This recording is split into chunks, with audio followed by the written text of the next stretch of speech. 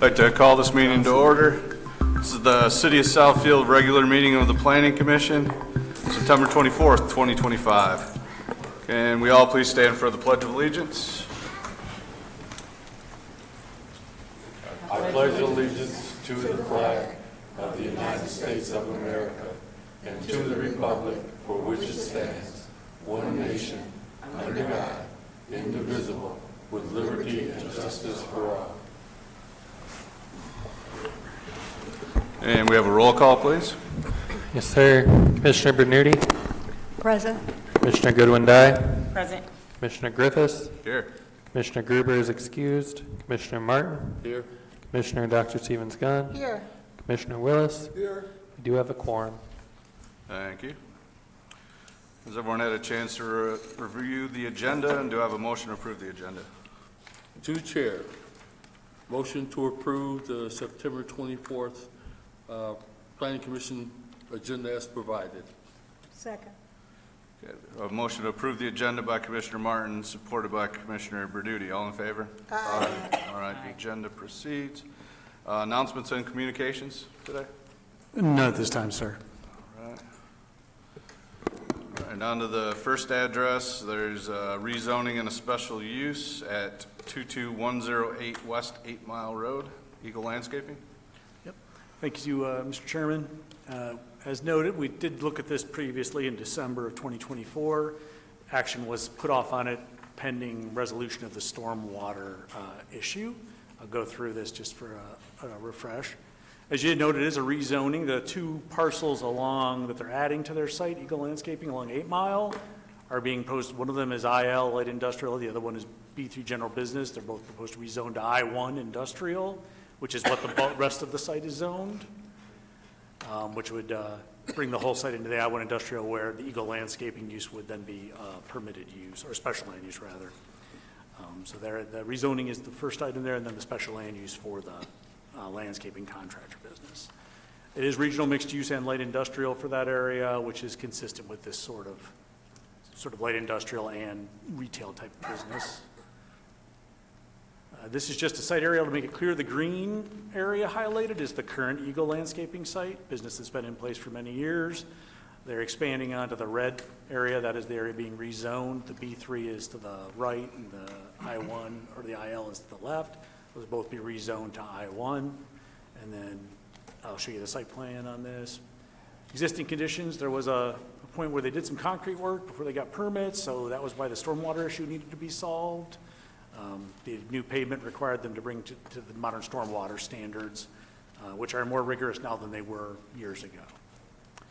Overall site plan, as you can see, the area they're adding, they're using the existing building.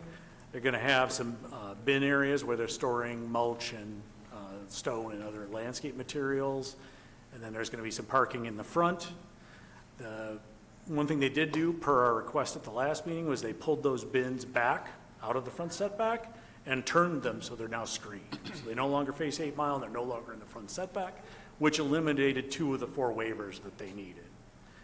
So that was as requested. They did comply with that. The remaining waivers just to have the parking in the front and to have the decorative fencing in the front instead of stopped at the front of the building. Would still have to go to the zoning board, but we think those are reasonable given what the rest of the site looks like.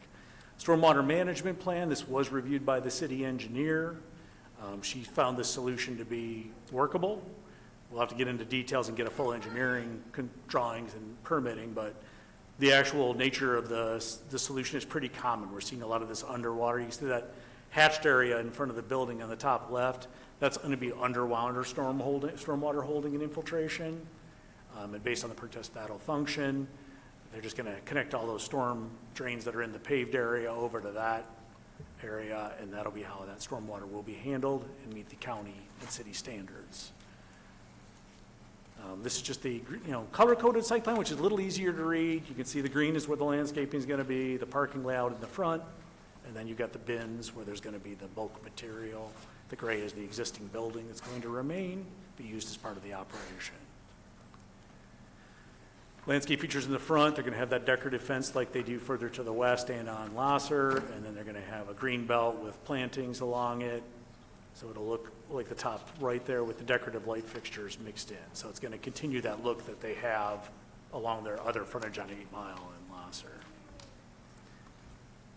So it'll have a cohesive look to it. This is just the existing building, just showing the conditions, what that looks like, and the elevation on the back, and the front where they were adding the overhead door, which has been added now. There was, if you remember, there was a little almost like house grafted on the front of this building that had to be demolished, and then they put the overhead door in the front. That was an administrative approval. Just the floor plan showing this open space. I think it's mostly going to be warehousing, as I understand it. There's a little bit of like an office area toward the front there, and a small mezzanine. So it's going to continue as a light industrial use building as it was previously used. And if the petitioner would come forward.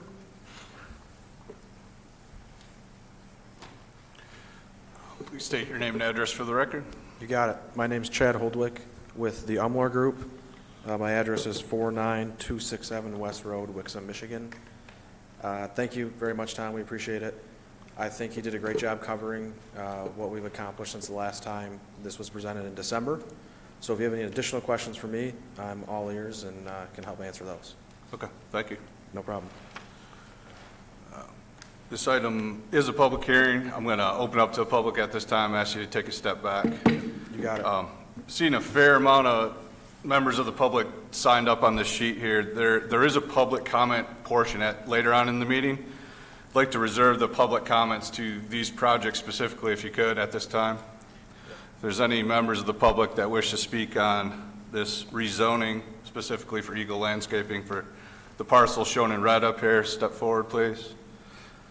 All right, seeing none, close the public hearing for the first item, which is PZR 24-0013 to the commission. And Chad, if you could step back up if we have any questions. Dr. Stevens-Gunn, any questions or comments? I'd just like to thank Mr. and Mrs. Eagle for going through the process and for continuing to support the city of Southfield. Commissioner Martin. Second.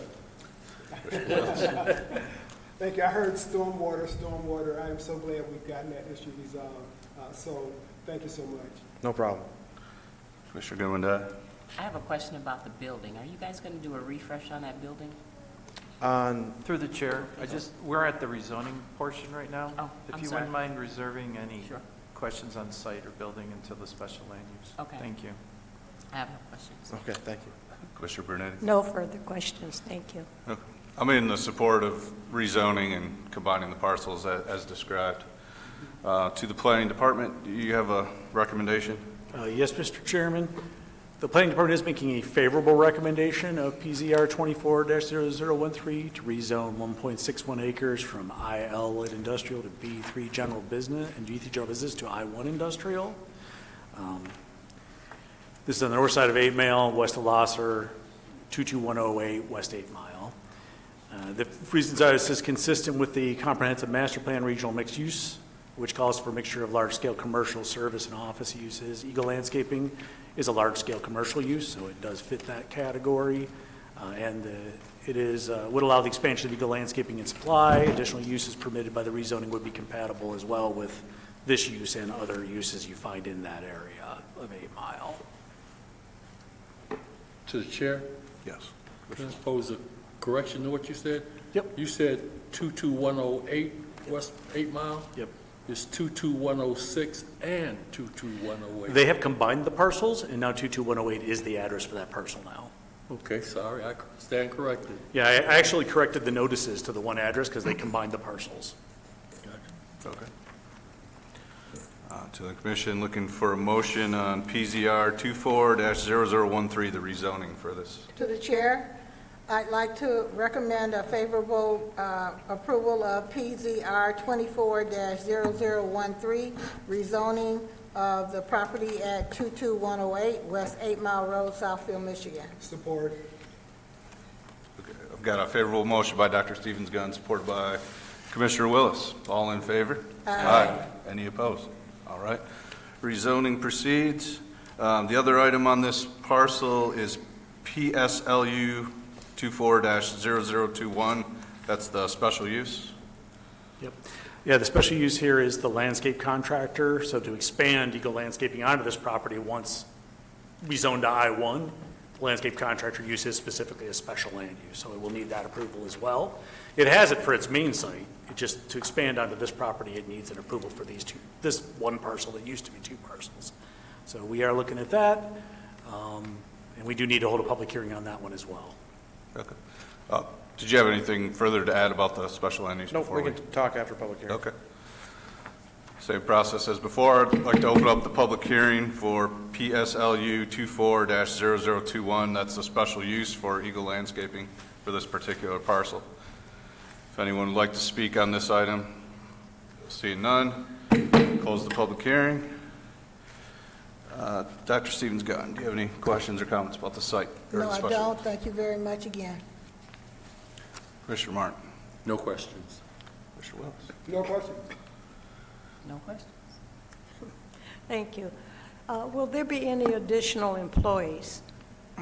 My understanding is no. The scope of the site is not changing. It's just more space for the actual use of the property. But no. Thank you. That's all. Well, I'd like to acknowledge the changes you made to the site plan to move the outdoor storage further back so that it meets the setback requirements.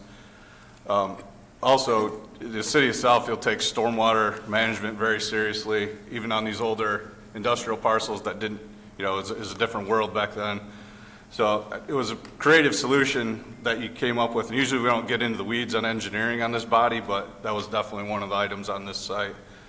So it's good to see, a good engineer and architect is worth their money to come up with a solution usually to get approval and meet the rules and improve the site for everybody else. So I think it was a good improvement to the site. It makes, it's nice to see a business keep expanding and cleaning up some of these older properties in the city and making things move forward.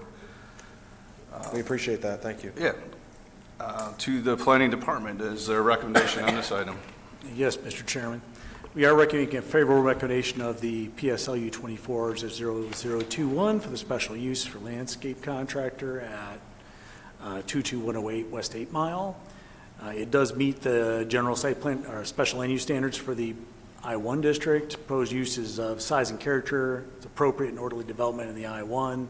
Location, size, and intensity is designed to eliminate any possible nuisances on other adjacent properties. Spirit and purpose of the chapter is observed, not inconsistent with objectives of this chapter of planning, sound planning. Is of such character that vehicular traffic generated will not have an adverse effect or be detrimental. Not likely to produce any adverse effects from noise, dust, dirt, glare, or fumes, and is consistent with, have adverse effects on health, safety, and welfare of the community.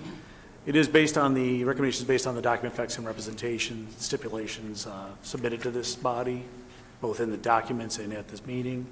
It is recommended conditions are approval of the rezoning by City Council, approval of the site plan, the administrative site plan by the Planning Department, approval of the 2 remaining required zoning waivers by the Zoning Board of Appeals, site and building to be developed consistent with the submitted plan set, submitted 9/18/25.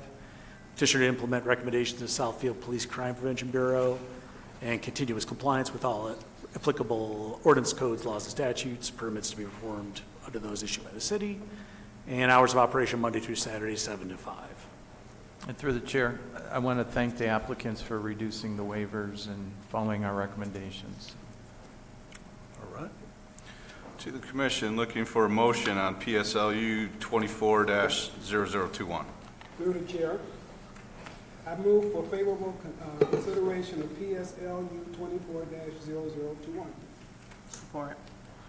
Got a favorable recommendation by Commissioner Willis, supported by Commissioner Goodwin-Dye. All in favor? Aye. Any opposed? All right. Thank you. Favorable recommendation. Thank you. Good luck. Thank you. All right. Thank you. Thank you. Next, we have 27100 through 27300 West 11 Mile Road. This is a site plan review. PSP 25-0006. Thank you, Mr. Chairman. Quick summary on this. This is the former Blue Cross Blue Shield office complex on 11 Mile near Inkster. Been vacant for over a decade, I guess closer to 15 years now. It's been purchased by a new owner recently, and they're looking to take the 200 and 300 towers, which are vacant, have been vacant for some time. The 100 tower, closer to 11 Mile, still has office tenants in it. They intend to backfill that building. The 200 and 300 tower, they would like to convert for multifamily residential. I'm looking at over 300 units. I know that's still in flux because they're working on trying to meet the minimum floor areas required for our units. If they can make that work, it's brought the numbers down some. We'll see, but it's going to be a little over 300, 304, 320. They're still working out the details on the number exactly to try to reduce that or eliminate that waiver. Current zoning, RC Regional Center, which allows multifamily as a permitted use. Office research is the master plan designation, which is consistent with the regional center zoning. Just looking at the site here, as you'll see the 100 building, 27100 is the one closer. It's got the parking next to it, closer to 11 Mile. That's the one that has office tenants in it. And they're looking to refill with commercial and office tenants. 200, the middle building, and 300, the building on the north end, are the ones they're converting to residential. Going to be some amenities and whatnot. Existing conditions, as you can see, the buildings are still, we toured them, they're still in reasonably good condition, but to convert them to residential, they're going to need a lot of work. This is the site landscape plan. You can see the buildings and the parking decks. They're looking to add a pool, an outdoor like patio area, as you see behind the 200 building. And then on top of the west parking structure, they've got a basketball court and pickleball courts. They are adding sidewalk connections and crosswalks. They are adding landscape islands out closer to 11 Mile, which is one of the things we asked them to do to kind of break up that parking lot a little bit. And they will be putting in additional shrub landscaping, screening the parking from the roads, as is one of our requirements. So they did actually, the things we talked about, they did take care of those. There's been some minor updates to the floor plans, but similar to what you saw last time. Got some commercial spaces on the first floor of the 200 building, and then the lower level of the 200 building has some amenity spaces, an indoor theater, a gym, and some party rooms and things for the residents, and some units. This is level 3, but it's similar to level 2 through 12. As you can see, it's got a central core with the elevators and stairwells, and then apartments around the perimeter. It makes a 1-bedroom, 2-bedroom, and 3-bedroom. These are just typical floor plans, kind of test fits for the site, just to give you an idea of the layout of the units, 1, 2, and 3 level. And then this is for the 300 building, which is more of a squarer building. As you can see, you've got level 1, and the upper levels, they're all apartments in this case. You got your core with your elevators and stairwells, and then you got apartments around the perimeter. Typical fit units for that as well. And then they did give us the summary we asked them for. As of the set of plans I currently have in front of me that I got a couple days ago, 324 units, 88 1-bedroom, 148 2-bedroom, 86 3-bedroom, and 2 4-bedroom units. They did give us average rents as well. The 2272 for the 1-bedrooms, 2727 for the 2-bedrooms, and 31151 for 3, and then 3516 would be the monthly for the 4-bedroom. Proposed amenities, you get the pool, pickleball and basketball courts, outdoor seating area. Did we want to show those videos now, Planner? Please, yes. Yeah.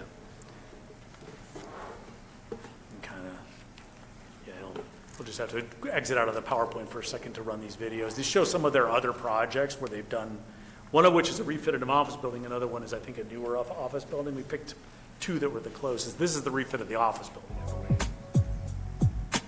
Just shows kind of what those buildings, what they've done with them.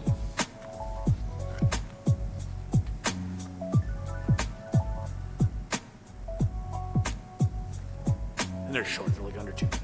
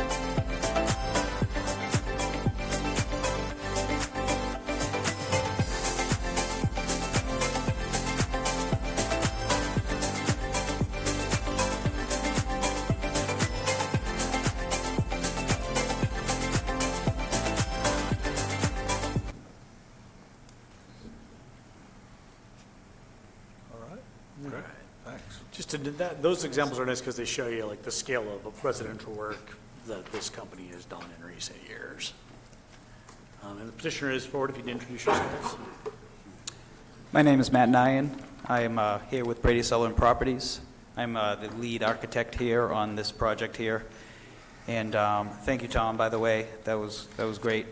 And as you can see from those videos, that's typical of what we do. We offer high-end, luxury apartments, at market rates. And as you can see from some of those videos there, the office fit up. That was one of several that we've done. And the other one was actually a new build.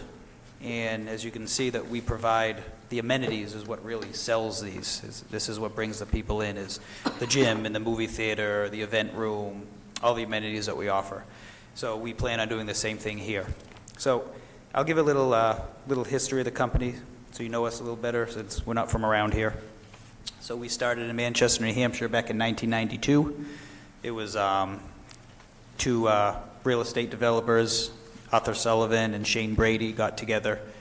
And it started off with just buying multifamily residential units. And then over the last few decades, it's exploded into what we are now. We're one of the biggest real estate development companies in the New England area. And we own properties all over New England, as well as Florida, Georgia, Kentucky, as far out as Wisconsin, Ohio. We have a few self-storage facilities here in Michigan. And that has been our bread and butter for the last few years, the self-storage game. But it all started in Manchester, New Hampshire with the redevelopment and the revitalization of the historic mill yard, with a lot of these mills sitting vacant and kind of falling apart. We revitalized the whole place into commercial and residential apartments and commercial real estate, so offices and businesses and such like that.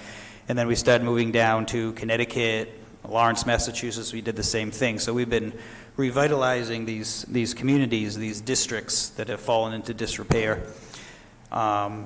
So nowadays, today, we actually own about 8 million square feet in commercial and residential properties.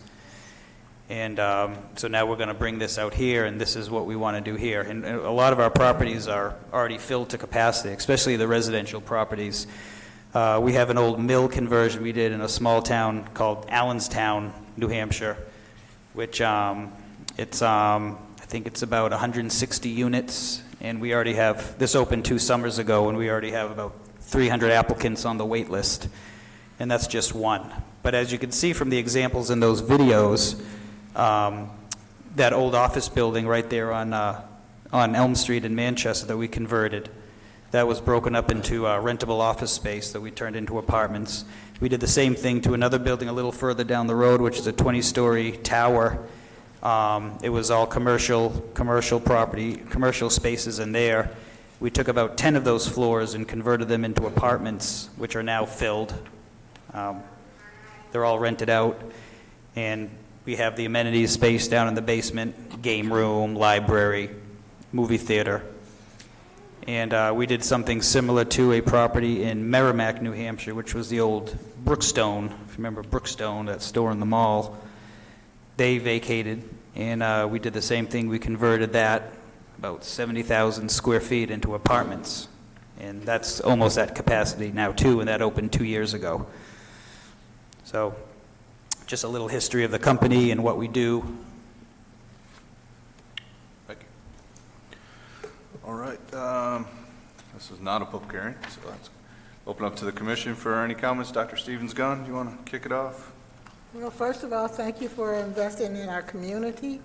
I guess one of the questions I have is, well, I actually have 2. Question number 1, have you started exploring the buildings for things that might need remediation, like, asbestos and those kinds of things? Have you started exploring that? Could you just remind us of your name and address too, please, before you? If you could talk into the microphone, because it's being recorded. Okay, sorry. Vincent Cipriano, live in Sterling Heights. I'm looking to I'll be the construction manager on the project. And, yeah, So I forgot what the question was again. The question is, have you all started to explore whether there would be some remediation kinds of things like asbestos and other things that might need to happen before construction starts? Yes, so we had Hillman come in, their laboratory, they did testing on most of the levels. We've had some reports back, there's no asbestos in the building, in the 200 building, and the next building to be tested will be the 300 building. The lease is still in there with somebody else, so as soon as that is expired at the end of this month, we'll be able to get in there and get the testing for that building in there. My next question is, once you complete this process, what is the turnaround time from digging in the dirt to occupancy? So we'll be going, turnaround time probably about a year and a half before completion.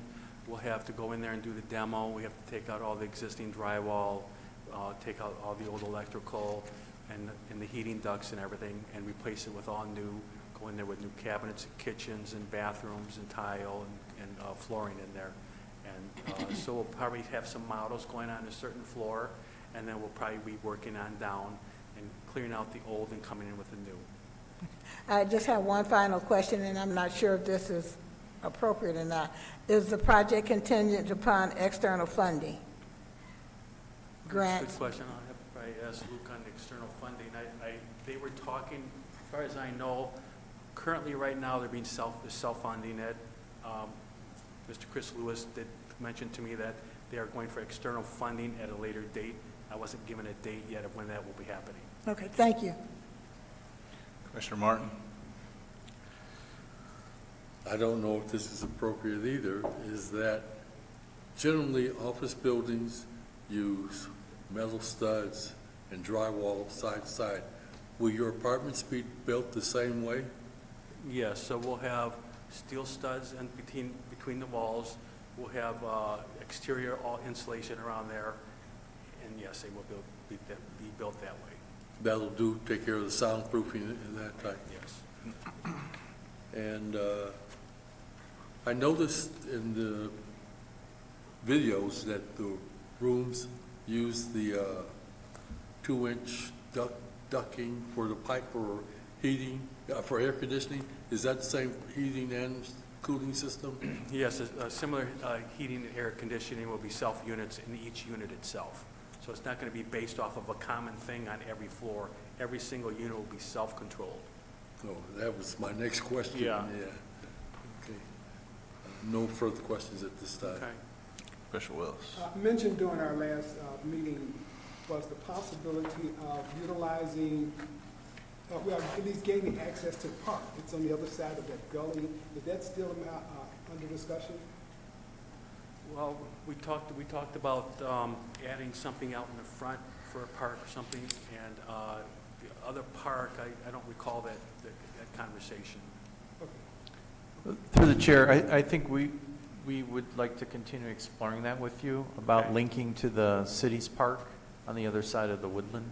Yeah, there is a park on the other side there. Right, that's what he's talking about, linking to that, Oh, okay. providing a trail or bridge, a Well, pedestrian bridge there is across. like a ravine there, or a river or something through there, so I Pebble don't, Creek runs through there. I don't Yeah. think we've explored that area of having access to it yet. Have you seen that? Right, but there's the potential at 11 Mile to get access to the There to is the a little park. cutoff road over on the other side. We can explore that and take a look at it for you, sure. Thank you. Commissioner Goodwin, Mr. Bernuti? So that's, I Yes. think that's the Pebble Creek. Yeah. Pebble Park? Creek, Yeah. yes. So, yeah, we could take a look at that, get an aerial of that and see what it would take to have a trail going back through there. Absolutely. Commissioner Yes, Burnett? thank you. I'd first of all like to thank you for the video presentation. It was absolutely, absolutely beautiful. My only question is in reference to the parking.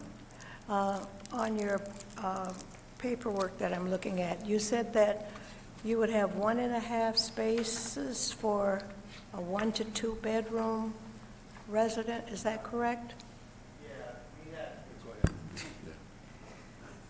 I had a document that listed the the required number of spaces, whether it was a 2.5 per unit or 1.5 per unit, and a certain number of barrier-free spaces for ADA and handicap accessibility.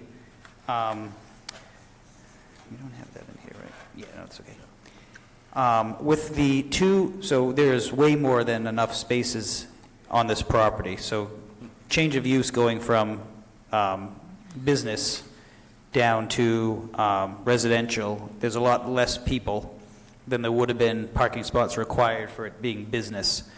So with the two parking garages, the two existing parking garages that are on site, those two contain well over enough spaces to serve all the units that we will have in the apartments that we're proposing. We are also planning on keeping some of them, some surface parking spaces, whether in front of the building or the ones off to the side over there. Because we were, proposing developing that front parking lot as a park or any other type of, use that it could be. But we do have enough parking. And we will reserve some out front because we are also proposing commercial space or retail space on the ground floor of Building 200.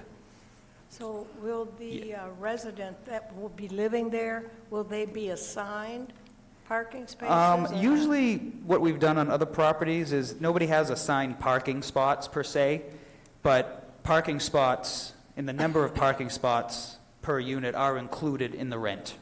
Okay, Yes, so Thank you. that'll come with the rent. Yep. no Thank you. problem. You're welcome. Through the chair, I would just note, we did do the Yes. parking calculation The- per the ordinance. The requirement for the office building and the proposed apartments was 968 spaces. The site has 2,482 spaces. Yeah, so we got enough. Yeah, there's plenty in the two parking garages alone, there's enough, but we will be leaving extra out front, surface parking for visitors or people using any commercial or retail space that we propose on the ground floor, yep. Yeah, and I would just want to add that we did talk about in some future, maybe out parcel development on 9 Mile, which would remove some parking and require some additional parking. Yeah, I wanted to echo that too. It's a big site. I know this is already an ambitious project, so hopefully this goes so well that you're going to want to develop some more complementary uses along the street frontage. I think that'll be nice to kind of bring this down to the human scale a little more, cover up kind of some of the glass office buildings that I'm not the largest fan of. I also understand you have a lot of glass that's existing on these buildings. I said this at the last meeting, just hopefully something can be explored for some kind of curb improvement or, Yeah. Curb appeal, something, I don't know, what's big enough but small enough that it makes sense. Oh, yeah. With No, the size of the absolutely. building, I know, that's a tough one, but. Yeah, it is, but depending on what we want to do or what you would want to do, I mean, we can do townhouses, a little village of townhomes. There could be a park, a playground, plenty of green space. I think that would be a good idea too, because this is a sea of pavement at the moment.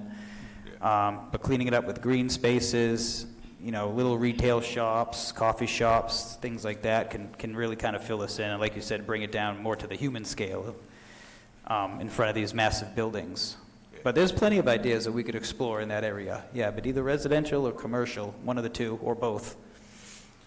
Then maybe this was you, but I complimented this set of drawings. It's very clear and easy to understand. And Yeah, that was me, thank you. nice work. So I was telling the commission here, there's a question of like, if the units are slightly below our minimum required unit size, I think this is very helpful to show you that you can fit everything in here. And then there's also the amenity floors, which is all this additional living area that everyone gets to share. So that to me satisfies the intent of the ordinance of giving a certain amount of square footage to somebody, because you're not building this ground up and everybody just sits by themselves in their own unit. Hopefully this is more like interaction and it's a community type of a space. It's a totally different living style. We did address that from our last meeting, that some of the units were a little smaller, so we moved 2 units from each floor, so all of them have increased a bit. We do meet the code. It looks like that we're going to be good going all the way up. Good. We're just working on the details right now. The final drawing to be ready before the next meeting. Yeah, so on that note, we do, every unit is above the minimum square footage. We did want to reach that goal that you guys have. And make everything to the minimum. The exception is on the first floor of Building 300, because Building 300 is a little funny. The ground floor is a smaller footprint than the floors above. There's kind of like this covered walkway that goes around the perimeter of it, and the floors above hang over it, so it was smaller of a footprint. So we do have smaller units on there that are below the required square footage. However, like as you can see, when you look at the plans, that everything does fit when you show the furniture and everything else that would go inside the building. And the same thing on the connector piece, the single floor connector piece between Building 200 and 300. We were proposing there to be some commercial and retail space in there, but we were also kind of exploring the idea of maybe throwing some residential units towards the back, where the back windows are. And those ones are all a little bit below the minimum as well. But we are going to work in the next couple of weeks to get those all, we might lose a couple more units if that's the case, but that's all right. We want to make everybody happy and get those to the correct square footage. So we will be adjusting that, and we will have that ready for the, when we submit it for the city council meeting. Okay, great. Yeah, I think it's a really exciting project. Commissioner Martin? Thanks. You mentioned some of the apartments being somewhat smaller than that. Have you looked at doing any larger apartments? You have, I think you have one floor where you have 4-bedroom apartments. Have you looked at putting any larger apartments anyplace else in the facility? We could, and that'll probably be the case. I mean, if we do try to get all the units up to the right square footage, we will lose some units. And if we do lose a unit, that unit will now become part of the other units. So we will gain a lot of square footage. In a lot of our units that we're proposing in both buildings are well above the minimum, so like 1,100 square feet minimum for a 3-bedroom. We have some that are 1,400 square feet. We have some 2-bedrooms that are 1,100, 1,200 square feet. So we do have a lot of them that are well above what the minimum was. And those 4-bedroom units, the backside of Building 200 has a, where I think it was the cafeteria used to be when this was a business. We have a double height ceiling down there that's like 30 feet tall. So in that one, we were proposing to do 2-story units. So that's why they're so big, these 4 bedrooms that are 2,700 square feet or 2,000, yeah, and we were proposing to put lofts in those. So you have a loft with a railing that looks down to the rest of the unit below, and you get a nice view out back of that 30-foot high curtain wall of glass. Are you leaving the escalators in? We really, really, really want to. We've gotten word from people that have looked at them or assessed them, and they haven't been used in like 15 years, and we're being told that, you know, the maintenance on these things will be a lot more expensive than if you were to, what is it? If we were to get them fixed, maintenance on them would be expensive. They were, The escalators, the amount of usage that they would give, it's not going to be, they were used a lot, and they had a lot of abuse, believe me. Yeah. well, when Blue Cross had the building there, they had it checked out to have refixed it up and everything, and at that time, 15 years ago, it was not worth getting them fixed. It would cost more to have them replaced. It would be cheaper to get them replaced than to continue giving the repairs on it. Yeah. So as much as we would like to keep them, it's still something we're going to explore and talk about to see if it's feasible. And maybe they get replaced, because the initial goal, the initial intent was to keep them, yes. And I think you said you're looking at a year and a half, basically, to do the remodel.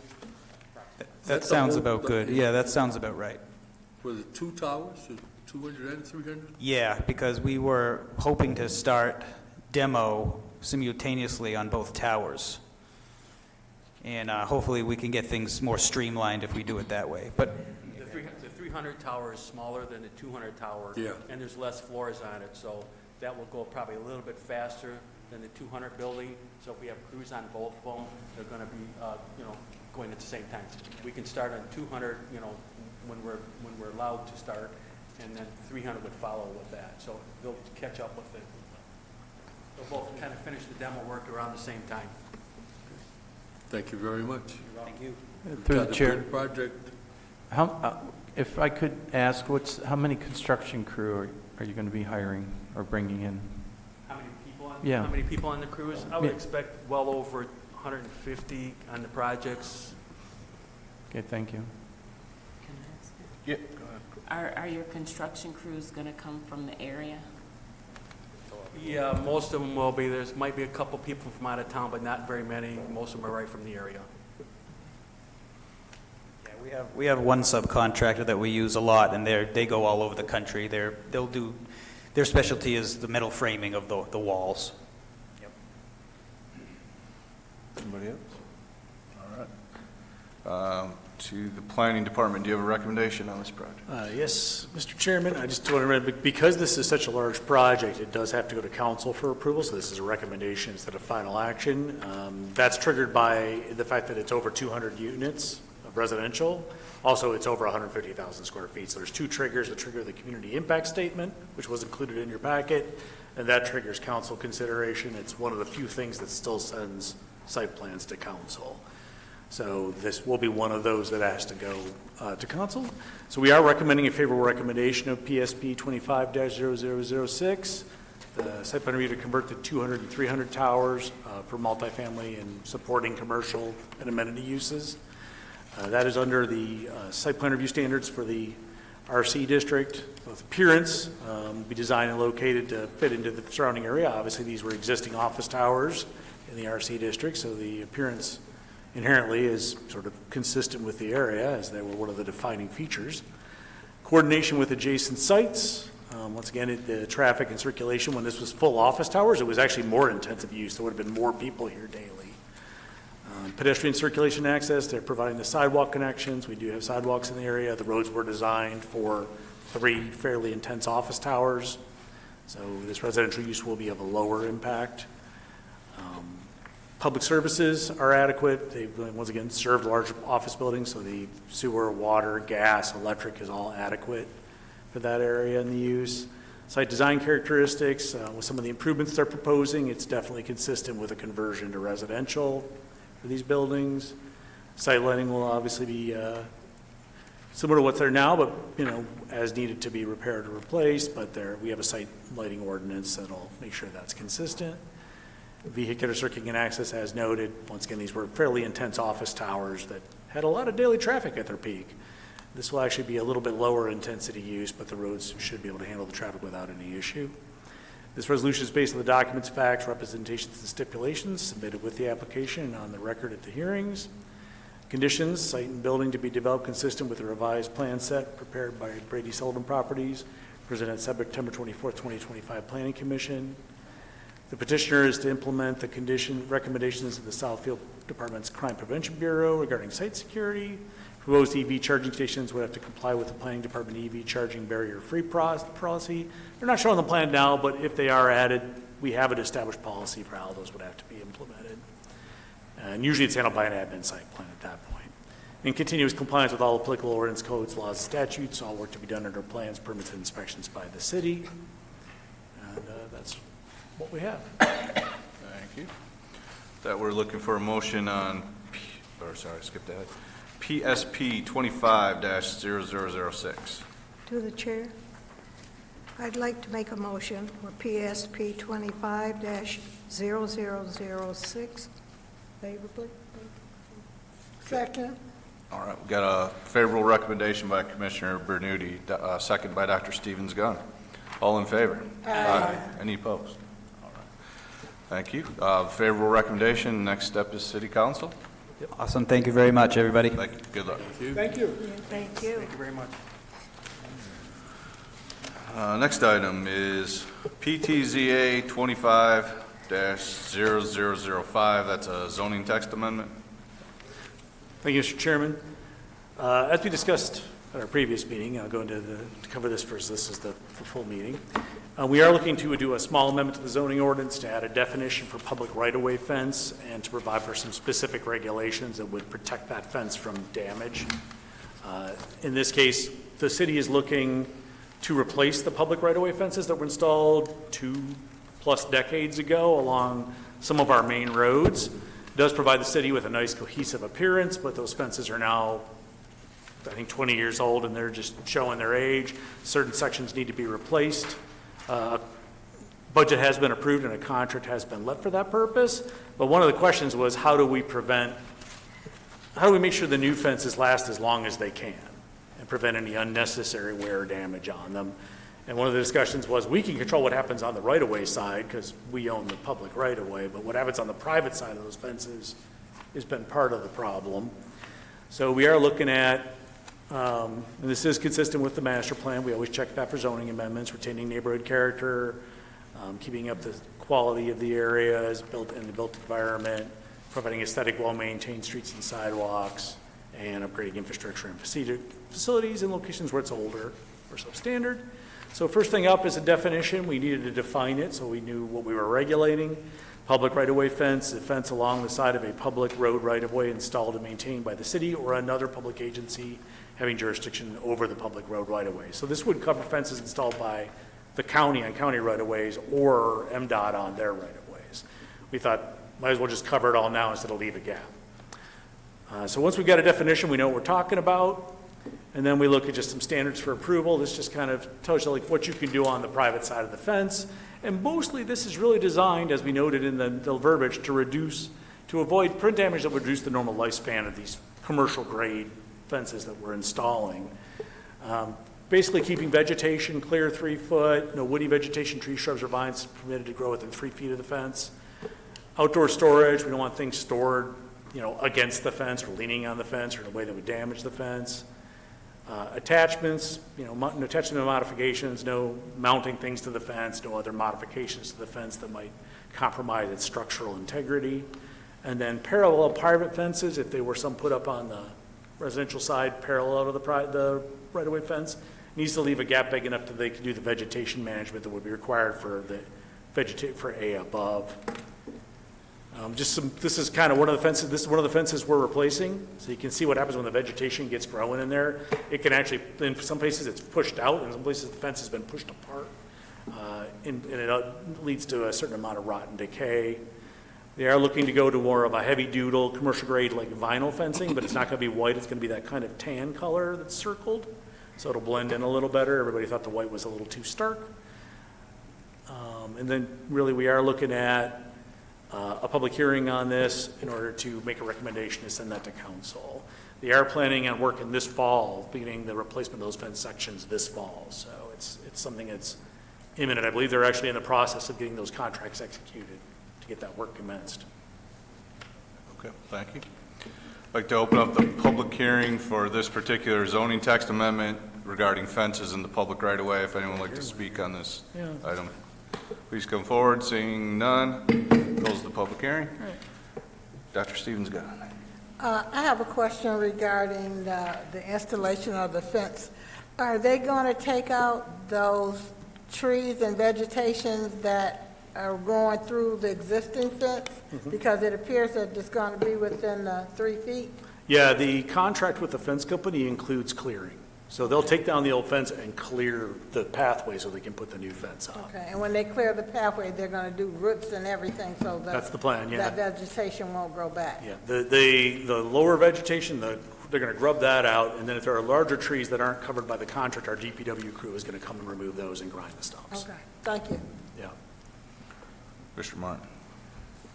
I understand the areas that you had identified are Southfield city fences. Yep. But you also have along 11 Mile MDOT fences. Yeah. Is MDOT aware of the ordinance, and are they in coordinating anything with this?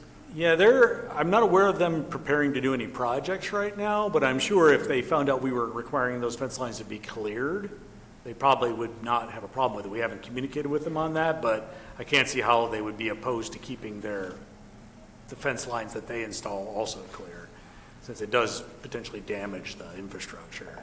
And they don't have local enforcement authority like we do under zoning, so they can't really, they don't have the ability we have to regulate in this way on a local residential lot. Well, here, that was my next point. Yeah. Is if you're telling residents they have to stay 3 feet away from the fence, are you going to specify that you have to stay 3 feet away from the Southfield fence the MDOT fence or whose fence? Because you can't, how are you going Yeah. to define that to the Technically, that residents? also would be a violation of this ordinance, and if it were causing a problem, like it's damage in the fence, it's becoming unsightly, our code enforcement staff could do enforcement on that.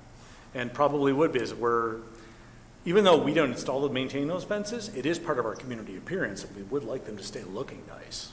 So I think they're gonna focus on making sure the Southfield fences get done first, but they definitely could do that enforcement on all the county and state fences as well. But the only reason I ask is because there are fences along 11 Mile. I know that one side is nice and clear, the back side is Yeah. not. Yeah. And what code enforcement has told us is one of the problems they have is they don't have a good ordinance in place that empowers them to do that enforcement. That is not a problem because there's an easement, so that property is supposed to be, that's something that they could walk, the 3 feet Yeah. area by the fence. So, Yeah. The problem is they needed an ordinance section to cite for a violation. This will give them that. okay, so this will take care of that. Yeah, this problem. gives them when they write a violation, they're supposed to cite a section number that is the violation, so when it goes to court, they know exactly. Two things. One, you know exactly what the violation is, but you also know exactly what the remedy is. So it's very, very clear what they need to do coming back into compliance, which does usually help you to get a lot of voluntary compliance, because if you can tell a person exactly what they need to do to get into compliance, and you don't have to be vague about it, and you can show them the language, you in many cases get a large amount of voluntary compliance. It's only the stubborn people that will force you to do a ticket and go to court. Those are the ones I'm asking about, really and truly. And it's Our always a subdivision. contest here. We have a lot of ordinances and codes Yeah. is out there every day trying to deal with them, but this will give both the courts and code enforcement a clear reference to exactly what the violation is. You can take a picture and show it, and then the court can say, yeah, just clear that 3 feet and this is resolved. It really is helpful to have clear ordinances when you're trying to get compliance. Thank you. Commissioner Wells. Thank you. I'm curious about the 3-foot easement also. The first thing is, if you have a fence with the construction that I see, Yeah. how would you know that there's a violation on the other side? In some cases, you'll see the tree above or the shrub above the top of the fence, and it's clearly too close. Okay. So it has to be yeah. obvious. Or if a neighbor reports it and they'll allow you into their yard, they do a lot of it that way. It's the same problem they have with enforcing everything in backyards. They have to get to a point where they have a sight line, and sometimes they'll just knock on a neighbor's door and ask, can I go in your yard to look at this problem in your neighbor's yard? And a lot of times people will let them.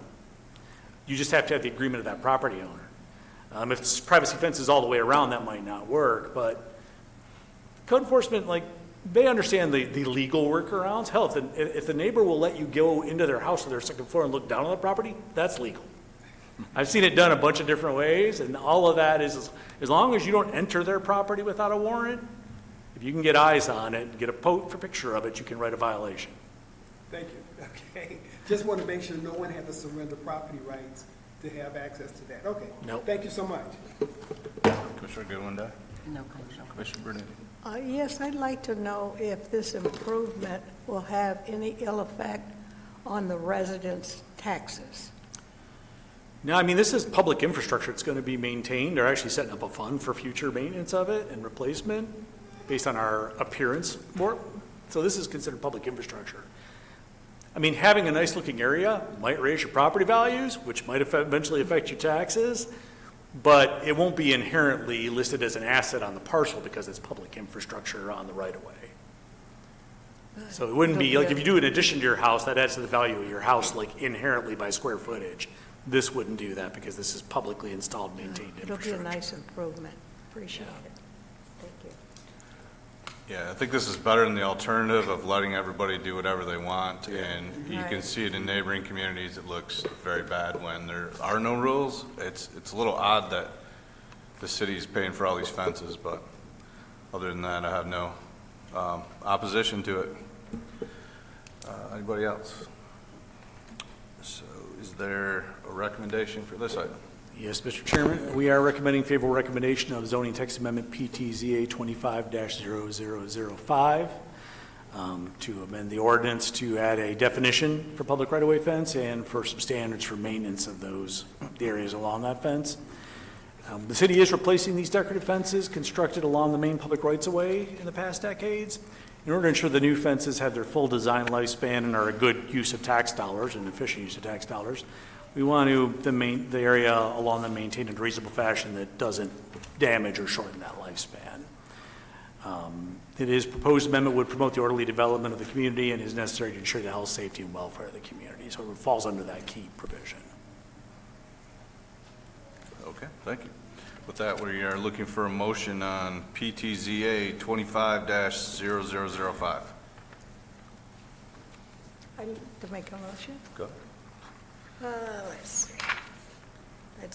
I'd like to make a motion to approve PTZA 25-0005. Second. Okay. Got a favorable motion by Commissioner Bernuti, supported by Commissioner Goodwin-Dye. All in favor? Aye. Any opposed? Okay, the text amendment passes. Next, we have meeting minutes for August 6th and August 27th of 2025. My name is spelled wrong. Oh, Goodwin Die? Both or all? Or one? Goodwin is spelled with an I, not a Y. Is that for the study meeting or the transcript? Yes, study meeting.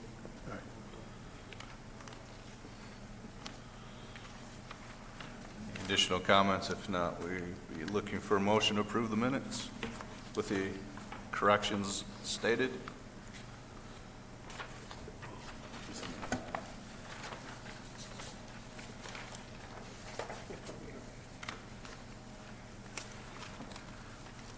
To the chair, motion that we accept meeting minutes from August 6, 2025, the Planning Commission study meeting.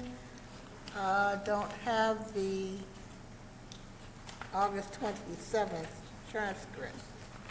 yeah, those were provided in your digital packet. We don't typically print those out for everybody because they're big. Those transcripts are like Okay. 40 pages So commonly. I also would recommend that the Planning Commission accept the minutes from August 27th, 2025, the regular meeting draft transcript minutes. Support. We've got a motion to approve the minutes with the corrections by Dr. Stevens-Gunn, supported by Commissioner Goodwin-Dye. All in favor? Aye. Any opposed? All right. Meeting minutes are approved. Now we have the public comment portion of the meeting. If a person is wishing to address the commission, shall be limited to a period of 3 minutes unless the period of time is extended by the presiding officer or by a majority vote of the commission. Just like to remind everybody of the following rules of procedure for all speakers. No speaker may make personal or impertinent attacks on any officer, employee, planning commission member that is unrelated to the manner in which the officer, employee, or planning commission member performs his or her duties. No person shall use abusive or threatening language toward any individual when addressing the planning commission. Any person who violates the section shall be directed by the presiding officer to be orderly and silent. If a person addressing the planning commission refuses to become silent when so directed, such person may be deemed by the presiding officer to have committed a breach of the peace by disrupting and impeding the orderly conduct of the public meeting of the planning commission, and may be ordered by the presiding officer to leave the meeting. If the person refuses to leave as directed, the presiding officer may take whatever actions are necessary to remove the person from the meeting. Call-in number for communication will be provided the night of the meeting. I don't know if we have that, but that's maybe a leftover. That was when we were not live and in person. Okay, sorry. We need to update our. Haven't read that Just in a noted while. that. Get that into the.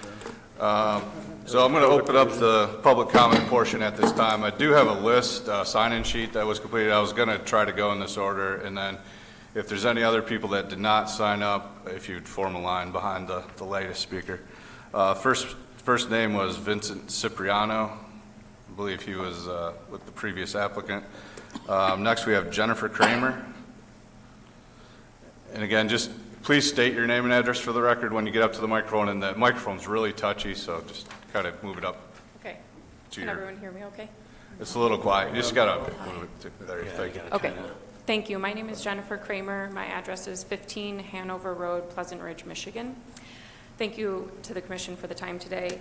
I am speaking here because I'm both a concerned parent and stand in opposition to red zone firearms opening a location at 15660 West 12 Mile, which is immediately next door to my children's daycare center, which is IXL Learning Center located at 15600 West 12 Mile Road. Additionally, there is a Baby Genius daycare center that is immediately to the west of my children's daycare center. As I mentioned, 2 of my children attend IXL, and I just had my other daughter recently graduate as well. I, of course, understand firearm sales are allowed within the state and are allowed within appropriately zoned business locations. However, this specific location, as I mentioned, is immediately next door to my children's daycare center. It shares a common driveway with the daycare center, and it's less than 50 feet away from my children's daycare center. The the center is both a daycare and a state-funded, operates state-funded preschool classrooms. Additionally, it is very crowded at drop-off and pickup, and current patrons of the existing businesses that are next to where the firearms location is intending to be located currently use the IXL private property parking lot at times to park in the lot as overflow.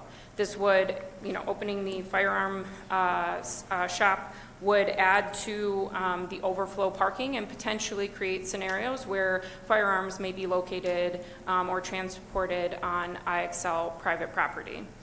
In general, it's inappropriate and an unnecessary risk to have a firearm shop located next to a daycare or a childhood education center.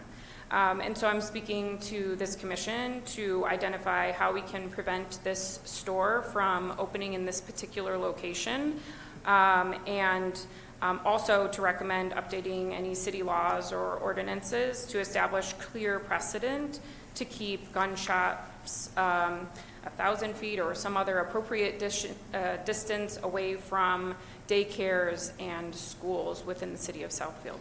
Thank you. Thank you.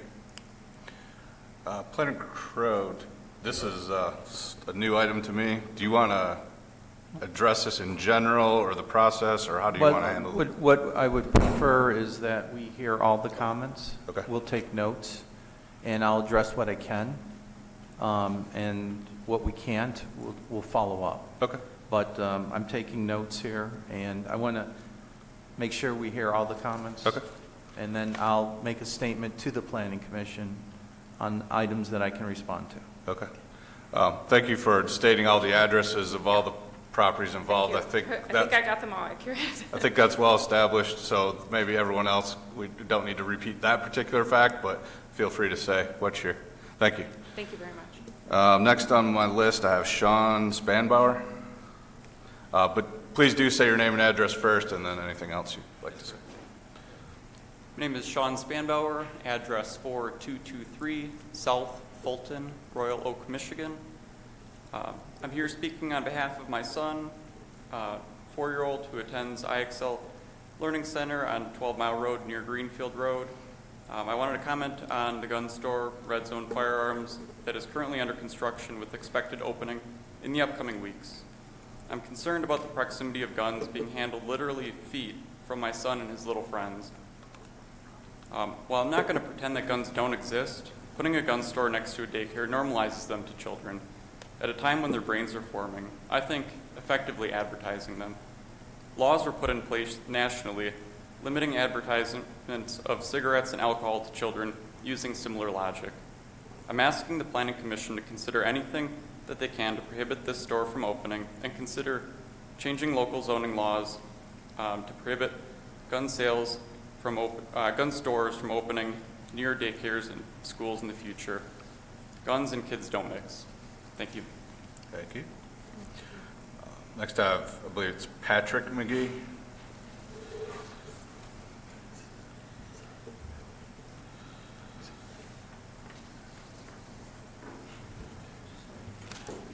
Evening.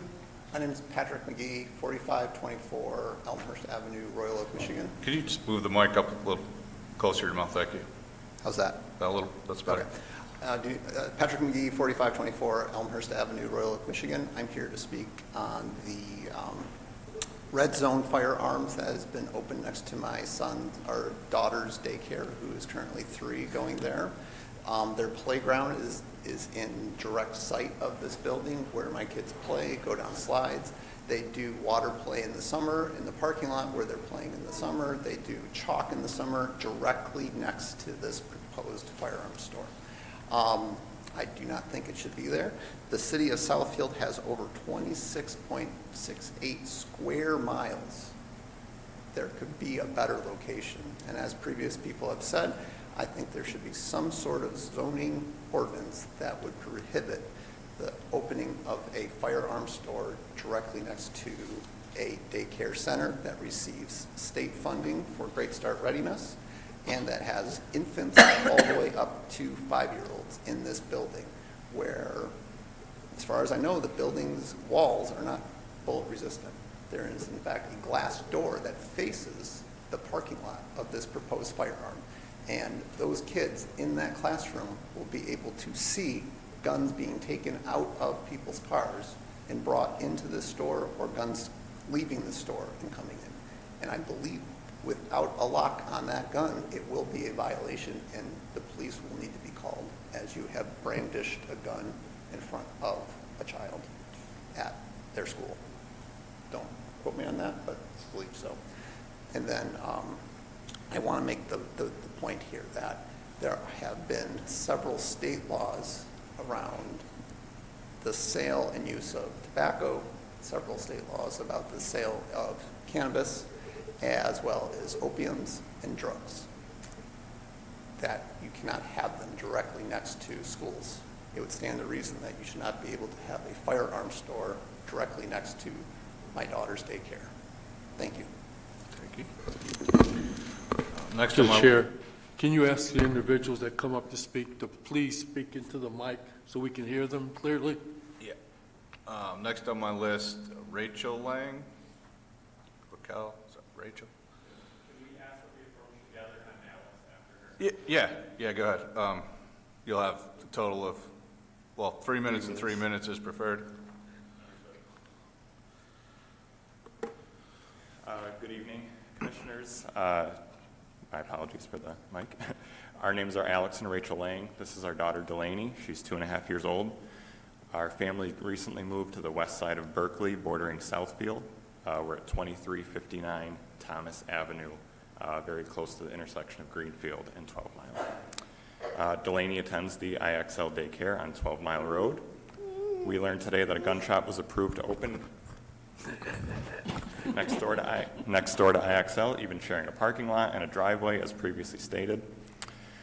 We understand the reasoning that this was approved due to current zoning rules and regulations. However, we strongly oppose this business opening Usually next... no one wants to touch the microphone, so that's fine. No, sorry, go ahead. I'm sorry, I apologize. We strongly oppose this business opening next door to any daycare center. The regulations and current zoning rules have permitted an undeniable oversight in this scenario. I can't imagine why any city would allow a gun shop to open next to a daycare. It's not allowed next to a public school, and I believe that this is that same situation.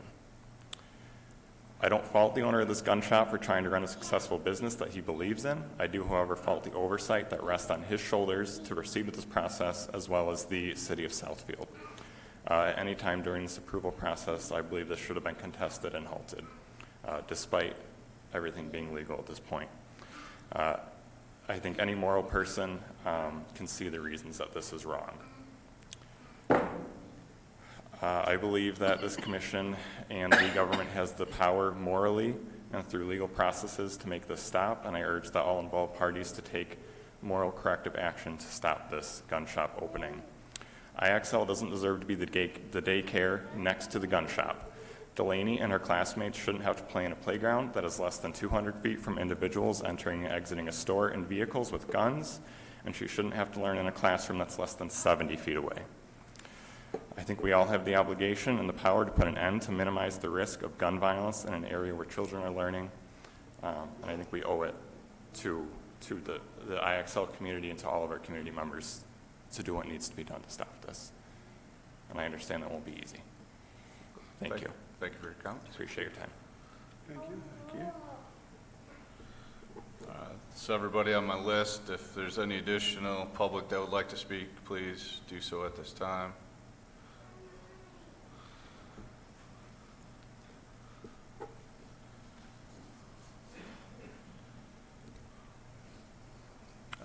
Please give us your name and address. Can you hear me okay? I think so.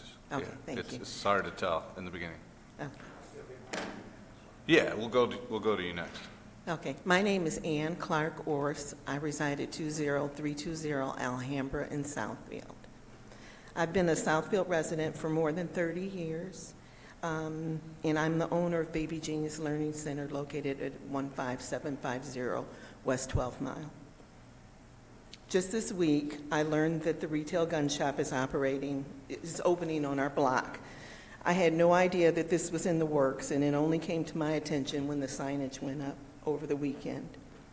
I'm a former educator. I've spent many years as a public school teacher, hold a bachelor's degree in education and a master's degree in special education.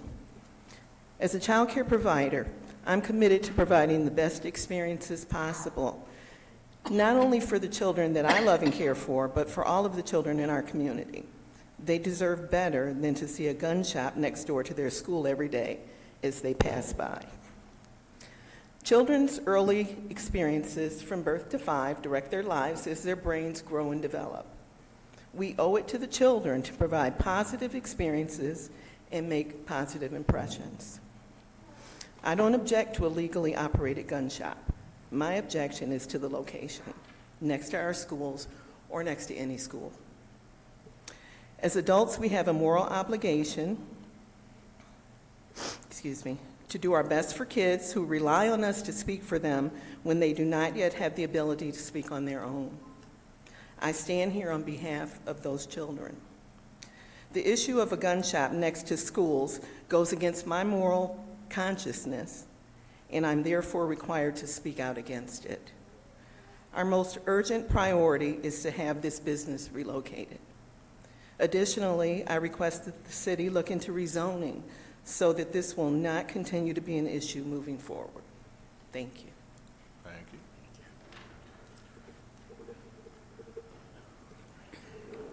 Please state your name and address. Good afternoon. Name's Carlton Orse, husband of the more eloquent speaker, Ann Orse.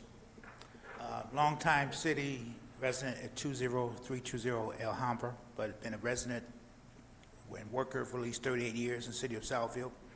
It's first time coming here to speak, so might sound a little bit nervous, but this is too important. This is a moral imperative for the city of Southfield. How could any way possible can have a gun shop open right next door to 2 schools? Just last year, this month, right next door in the city of Berkeley, they had the same problem. It wasn't Escanaba or Marquette, some remote location in the state where you probably didn't hear about it. They're right next door. And same identical situation. A retail store was closed. The guy wanted to open up a gun shop. They ran him out, at least from that area. He still could be in the community of Berkeley, but not next to a school. We shouldn't have the same situation. How they got past this group is beyond me. But it's no way possible you can put a gun shop next to 2 schools or any school district. We got to do better than this. Be more than happy to answer any questions, Terry Crow. But the most urgent priority, change the laws, but find a new location for the guy. He should not be there. Thank you. Thank you. Any additional members of the public wish to speak? Please come forward. Give us your name and address, please. Good evening. My name is Peter Chamberlain, 2072 Robina, Berkeley, 48072. I am the parent of a 16-month-old who attends IXL. I was working on job applications this afternoon, and my wife came downstairs, freaked out about the news. I do not object to a business owner who wants to establish a store. I am bumfuzzled and fascinated, truly fascinated, how this happens. There may be loopholes, there may be oversights, there may have been human error. I understand that. But I would ask you all a couple of questions. What if this was your kid at a daycare? We're very happy with our daycare. Our son was born on May 3rd, 2024. His first day at IXL was the first Tuesday of September that year, so he was 4 months old. We put in to get to a daycare in December of 2023. Think about how long that would take if you were a concerned parent, or God forbid, a daycare trying to find a new place. What would you tell your child? And what if it was your child next to you? Again, just for some information, I grew up in Oklahoma. My parents still live there. They live 3 miles from, and I swear this is true, a gun range called Guns of Glory, which is a Christ-centered gun range. It's Oklahoma, I can say that. It tracks. But I would ask, what if that was your kid? What if that was your kid driving as you were taking them to daycare, having to go by there? What you want when you take your kid there is you want them to be picked up in the same condition or maybe better. I would ask the commission to reconsider. I would ask the commission to work with an owner to find a better place, because as people have eloquently stated, there are plenty of places around. I think it's being done, and I thank you for your time. Thank you.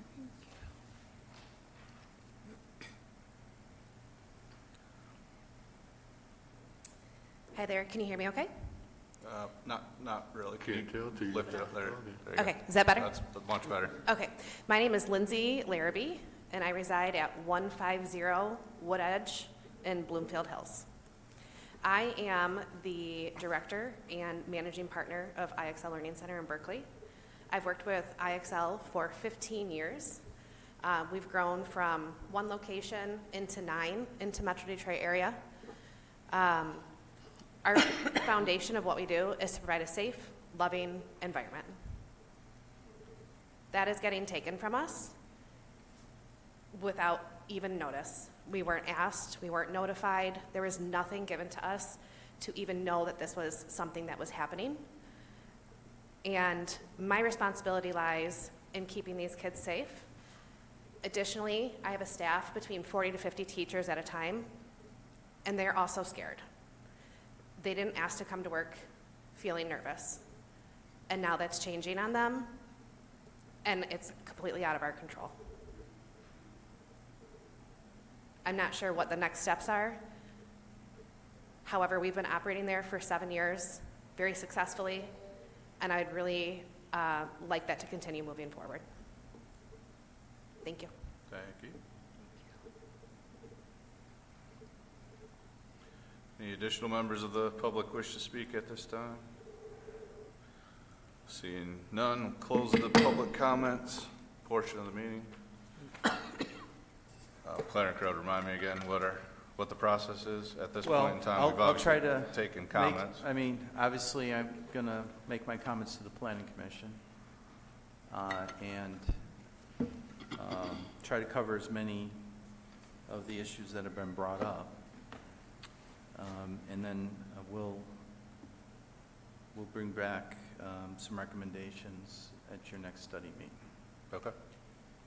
So we understand the concerns of the child care operators and the parents, and I've read numerous emails over the last couple days regarding their concerns.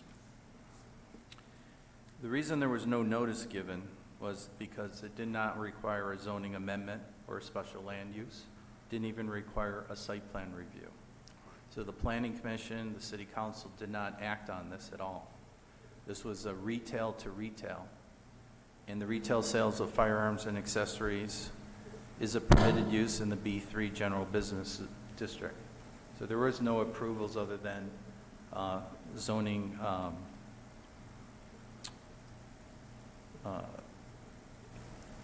classification that was determined that it was retail and it was permitted in the B3. We are, the planning and the city administration are reviewing existing zoning, state and federal laws with the police department, the fire department, legal and building. I've been in contact with each of those departments over the last couple of days. I will be immediately proposing new requirements, including recommending that future firearms and accessory sales are special land use, that they have separation requirements consistent with other similar types of uses like alcohol sales and marijuana, and that we even consider limiting them to specific districts. And we will be bringing back those recommendations to you at your next study meeting.